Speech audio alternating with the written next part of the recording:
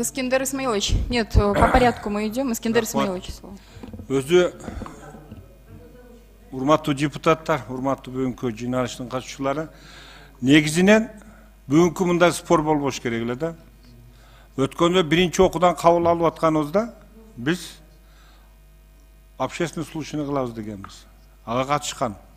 Негизги биздин сүйүнгөнү биринчи окууда биз ушунча тездик менен ушунча колдоп, ушунча обсуждение кылып, биринчи концепциясын кабыл алып бергенде биз бир нерсеге токтолгонбуз да. Бүгүнкү күнү биздин УК УПКны негизги кодекстерди биздин өзүбүздүн непосредственно ушу прокуратура кызматкерлери, юристтер, мугалимдер, дасыккан юристтер жазды деп биз негизинен колдоп бергенбиз да. А экинчи окууга вакыт бар эле да.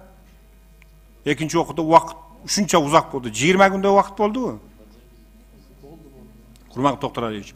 Ошондо биздин отдел менен бүгүнкү күнү ошол законду, бүгүнкү күнү ушу кодекстерди жазган негизги прокуратура кызматкерлери, калган юристтер бир консенсусумга келип алсаңар болот эле деген негизде айтып атам да, бирликке. Бүгүнкү мында спор болбойт эле. Жок, бул спор эмес. Биз оюбузду айттык. Биз бая өзүбүздүн Наталья Владимировна сүйлөшүп отурганда дагы бардык маселе бүгүнкү күнү чечилди.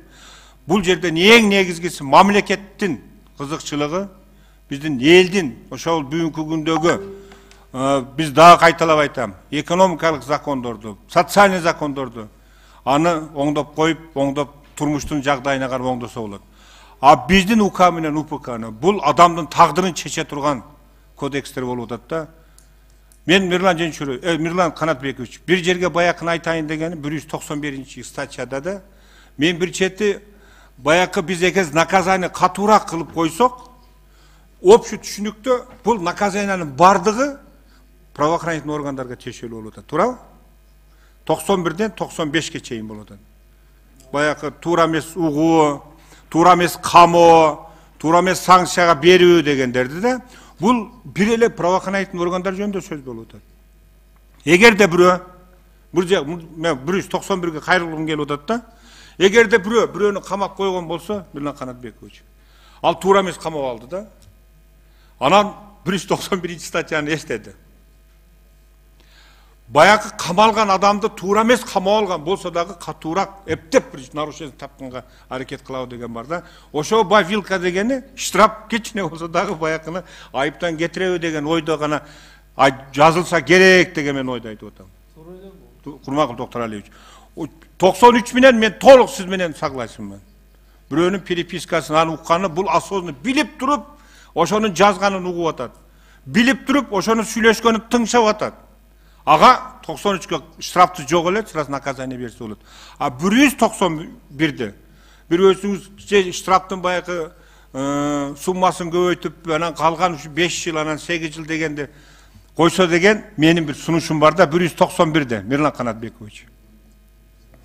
193тү өзгөртүүсүз калтырыш керек. 192 менен сиз менен согласенмин. А калган статьяларды, калган 194 менен 95 дедиңизби? 100. Аны да бир карап көрсө деген менин сунушум бар да. Ошондо законду жалган инициаторлор дагы, анан биздин депутаттар дагы бир чечимге келебиз деген ойдо болот. Туура айтамбы? Кандай деңиз Мирлан Канатбекович? 91де бир карап көрсөңүз. А 93ке 100% согласенмин. Колго салабыз. Менин сунушум, мен да ушундай бир сунушту киргиздим. Штрафын кичине көтөрүп коелу 91ден. А калганын ушу последствийно кете берсе.